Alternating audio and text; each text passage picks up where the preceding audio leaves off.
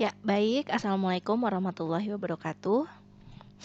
Pada pertemuan ke-8 ini, materinya adalah mengenai pengembangan produk baru. Nah, karena terkait dengan pengembangan produk baru di LMS sudah saya upload juga model bisnis kanvas ya, atau bisnis model kanvas ya, macam-macam orang sebutnya. Jadi, model bisnis kanvas ini merupakan sebuah template untuk memudahkan kita dalam merancang produk baru ataupun juga berinovasi dengan produk yang sudah ada, gitu ya. Nanti saya lampirkan juga di LMS video di YouTube ya, bagaimana caranya membuat bisnis kanvas model itu menjadi mudah, gitu ya. Nah, kemungkinan nanti teman-teman akan ditugaskan, jadi proposal yang kemarin sudah dibuat sebagai tugas UTS, itu kemungkinan nanti akan saya minta lagi untuk dituangkan melalui bisnis model kanvas tersebut, versinya bisnis model kanvas ya, dituangkan kembali secara berkelompok juga dikerjakan. Jadi nanti mohon disimak videonya serta pemaparan materinya yang sudah saya upload di LMS. Namun tugasnya bukan untuk minggu ini, nanti kemungkinan akan saya sampaikan di minggu depan atau 2 minggu lagi. Ya, baik. Saya akan menjelaskan mengenai pengembangan produk baru.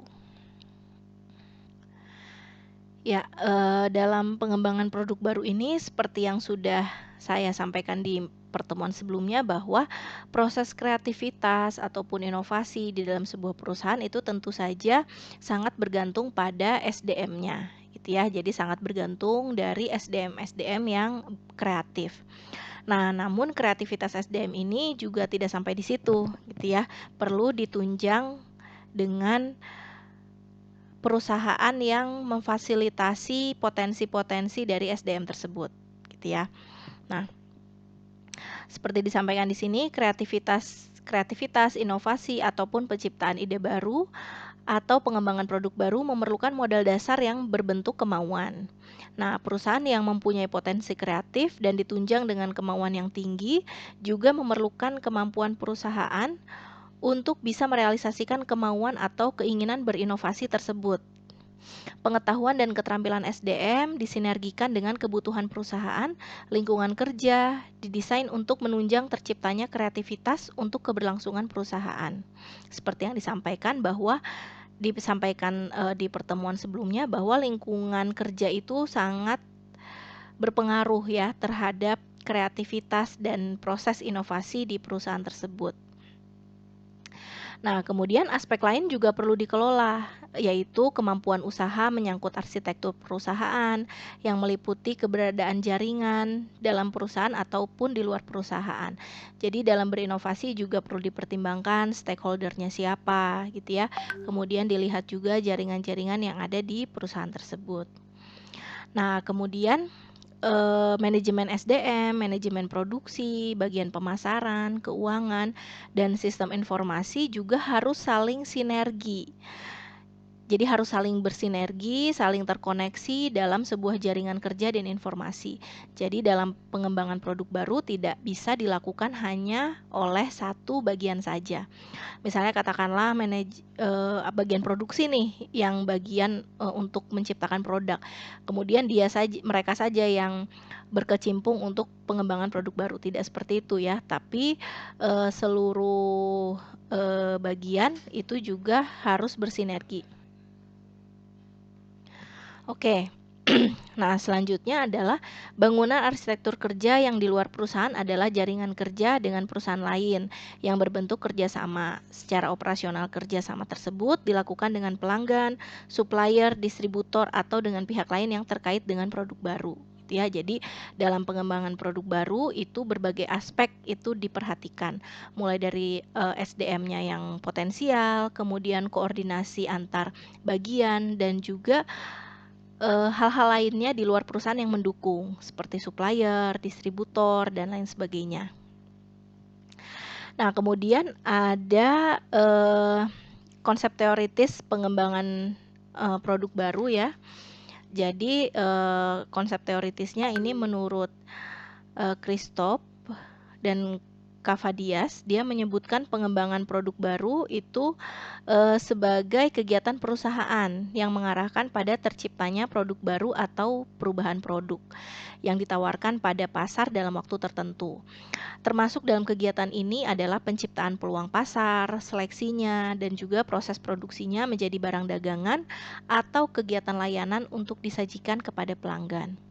Dan juga pembiasaan-pembiasaan peningkatan produk itu sendiri dalam kegiatan perusahaan. Nah, kemudian kalau menurut Ulrich, itu dia menyebutkan bahwa aspek pengembangan produk pada kawasan yang lebih luas dengan memberikan sejumlah batasan, yakni sejumlah kegiatan yang dimulai dari menerjemahkan peluang pasar dan berujung pada kegiatan produksi, penjualan, dan penyerahan produk ke pelanggan. Nah, kemudian yang terakhir yang disebutkan di sini, dia menyebutkan bahwa Wellwright dan Clark dia mendefinisikan pengembangan produk baru sebagai pengelolaan dan koordinasi kegiatan efektif yang memungkinkan organisasi mampu menyajikan keberhasilan produk ke pasar dalam jangka waktu yang pendek dan biaya pengembangan yang relatif murah. Ya.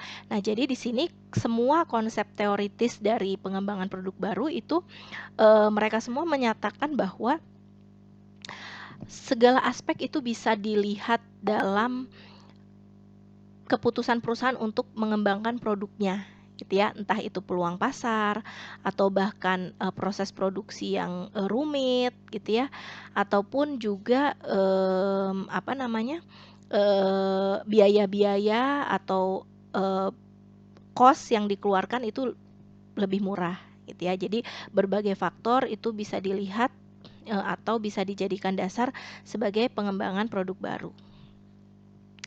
Nah, kemudian ada empat unsur fundamental ya,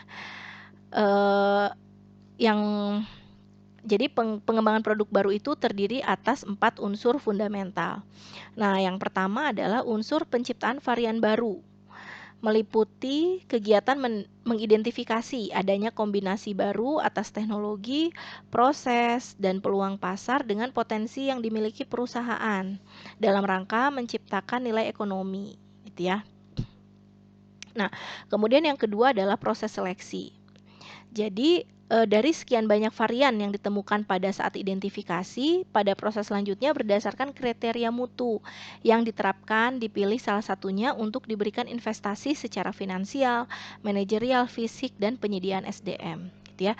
Jadi langkah pertamanya itu kita ciptakan nih varian-varian barunya, gitu ya, berdasarkan dengan identifikasi-identifikasi yang ada, berdasarkan tadi ya bisa dari peluang pasar, lebih rendahnya biaya produksi dan lain sebagainya.